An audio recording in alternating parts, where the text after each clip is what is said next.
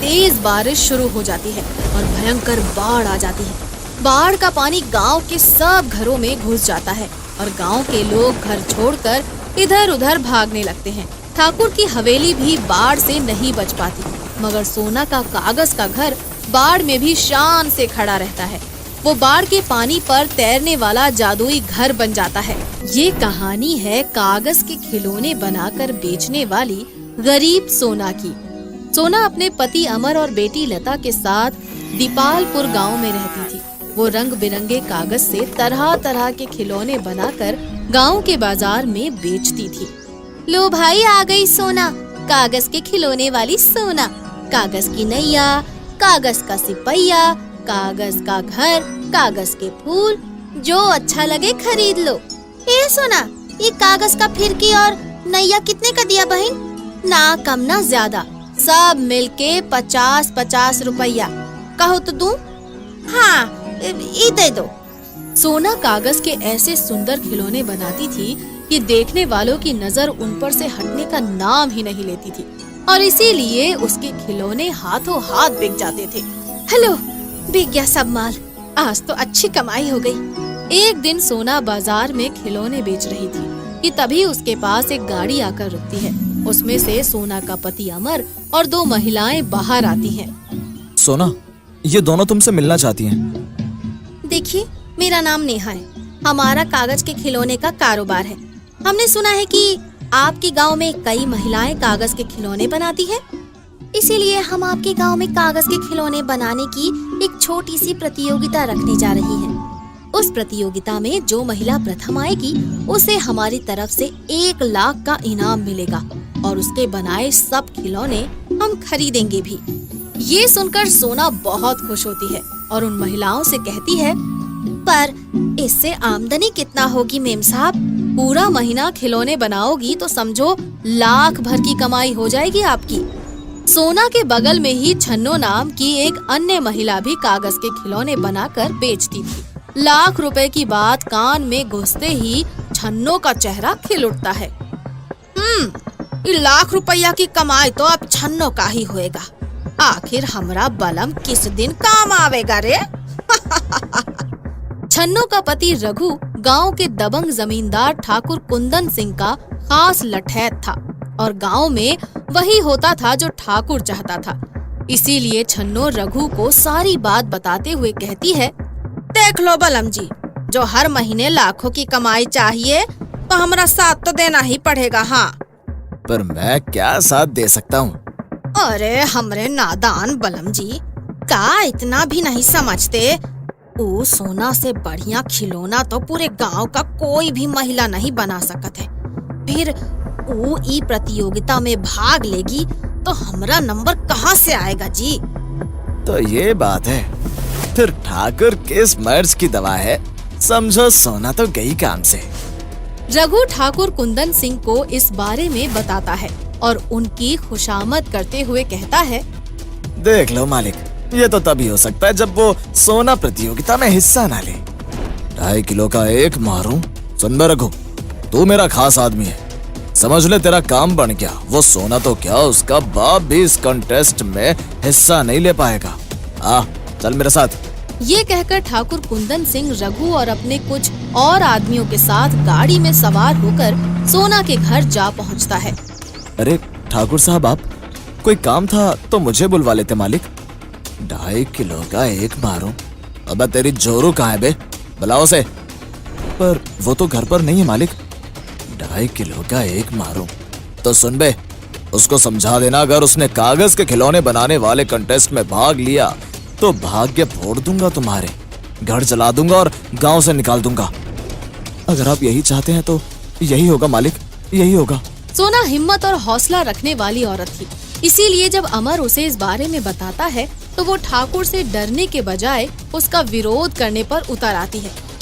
हम क्या ठाकुर का दिया खाते हैं जो उसकी धमकी से डरे? मैं उस कंपटीशन में जरूर भाग लूंगी। हाँ, मान जाओ सोना, ठाकुर का कहर हमसे बर्दाश्त ना होगा। आप चिंता नहीं कीजिए जी, कुछ नहीं कर सकेगा वो ठाकुर हमारा। अमर सोना को बार बार मना करता है, मगर वो फिर भी कॉन्टेस्ट में हिस्सा ले ही लेती है और प्रथम स्थान पर आती है। हमें आपके बनाए पेपर टॉय बहुत पसंद आए सोना जी, इसीलिए अब आप हमारे लिए खिलौने बनाएंगी और ये रहा 1 लाख का इनाम। बधाई हो। ठाकुर को जब इस बात का पता चलता है तो उसका खून खौल उठता है। वो सोना से दुश्मनी करने लगता है। 2.5 किलो का एक मारो, हमारे मना करने पर भी ना मानी। इतना बुरा हश्र करूंगा कि रूह कांप जाएगी। चलो बे, गाड़ी निकालो। इससे पहले कि ठाकुर की गाड़ी अमर के घर पर पहुंच पाती, हरिया भागता हुआ आता है। अमर बेटा, जान बचानी है तो भाग लो। ठाकुर तुम पर कहर बरपाने के लिए आने ही वाला है। अब हम क्या डरते हैं ठाकुर से जो भाग कर छिप जाएं? बस अब चुप कर और हरिया के घर चल, वरना ठाकुर हम सबको मार डालेगा। हरिया और अमर के समझाने पर सोना उनके साथ जाने को मान जाती है और तभी ठाकुर वहाँ आ पहुँचता है। 2.5 किलो का एक मारो, कहाँ मर गया बे अमर? बाहर आ। मालिक, लगता है हमारे आने से पहले कहीं जा छिपा। 2.5 किलो का एक मारो तो फिर देखते क्या हो बे, आग लगा दो घर में। ठाकुर के ये कहते ही उसके आदमी अमर के घर में आग लगा देते हैं और अमर के वापस लौटने से पहले ही घर जलकर राख हो जाता है। जालिमों ने घर को जलाकर राख कर दिया। पर शुक्र भगवान का कि हम तो जिंदा है ना सोना, अब हम इस गांव में नहीं रहेंगे। अमर की बात सुनकर सोना में न जाने कहां से इतनी हिम्मत और आत्मविश्वास आता है कि वो शेरनी की तरह दहाड़ते हुए कहती है, कहीं नहीं जाएंगे हम, यहीं इसी गांव में बसकर दिखाएंगे। उस जालिम ठाकुर के सामने रहेंगे हम। हाँ। इस हादसे के बाद अमर का परिवार गांव के बाहर आकर डेरा डाल लेता है। एक दिन सोना गांव से खाना लेकर आती है तो रास्ते में उसे एक भूख का सताया कोढ़ी मिल जाता है। क्या हुआ, भूखे हो? बोलो भाई, खाना चाहिए? सोना को उस पर दया आ जाती है और वो जैसे ही उसको खाना देने लगती है, अचानक ही उसकी नजर कोढ़ी के हाथों पर पड़ती है। उसके दोनों हाथ कोढ़ से गल सड़ गए थे और वो खुद खाना खाने में लाचार था। ये देख सोना खुद से कहती है, कितनी तकलीफ में है, खुद खा ही नहीं सकता और कोई खिलाएगा नहीं तो भूख से तड़प कर मर जाएगा। क्या करूं? क्यों ना मैं इसे अपने हाथों से खाना खिला दूं? हाँ।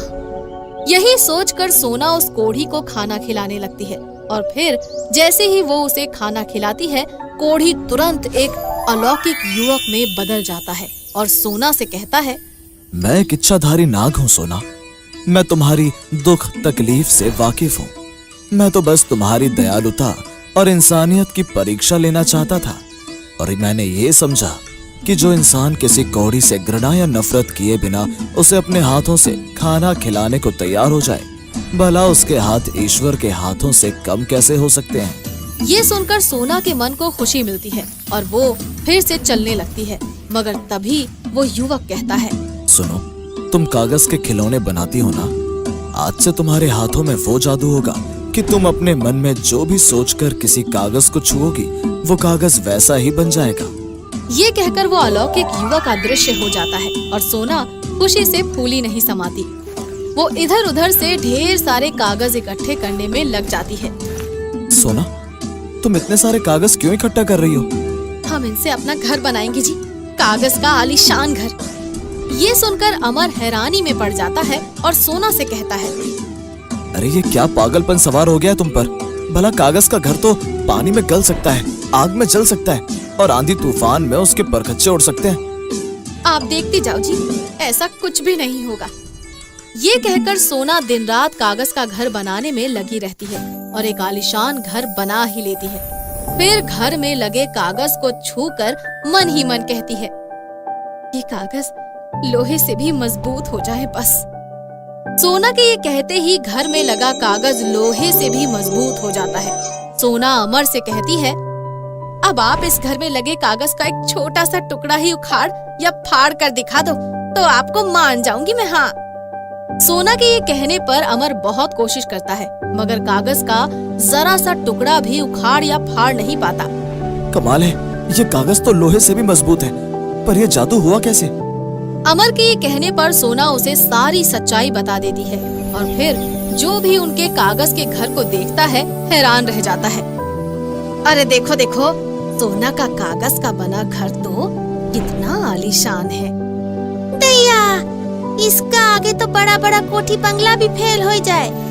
कुछ दिन बाद अचानक तेज बारिश शुरू हो जाती है और भयंकर बाढ़ आ जाती है। बाढ़ का पानी गांव के सब घरों में घुस जाता है और गांव के लोग घर छोड़कर इधर उधर भागने लगते हैं। ठाकुर की हवेली भी बाढ़ से नहीं बच पाती, मगर सोना का कागज का घर बाढ़ में भी शान से खड़ा रहता है।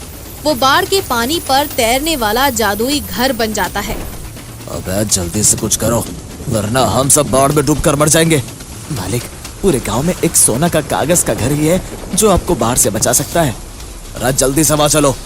ठाकुर जैसे तैसे करके सोना के कागज के घर में पहुंचता है और सोना से माफी मांगते हुए कहता है, हमें माफ कर दो सोना, और हमें और हमारे परिवार को बाढ़ से बचा लो। आप सब अंदर आ जाइए ठाकुर साहब। कुछ दिन बाद बाढ़ का पानी उतर जाता है और उसके साथ ही ठाकुर का घमंड भी टूट जाता है। वो सोना से कहता है, अगर हमारे गांव में सबके पास ऐसे कागज के घर हो तो बाढ़ में सब सुरक्षित रह सकते हैं। क्या तुम हम सबके लिए कागज के घर बना सकती हो? सारा खर्चा मैं उठाऊंगा। ये सुनकर सोना और सब गांव वाले बहुत खुश होते हैं और फिर कागज के घर बनाने में सोना की मदद करने लगते हैं। कुछ ही दिनों में सबके घर बन जाते हैं और फिर दीपालपुर कागज के घरों वाला एक नया गांव बन जाता है।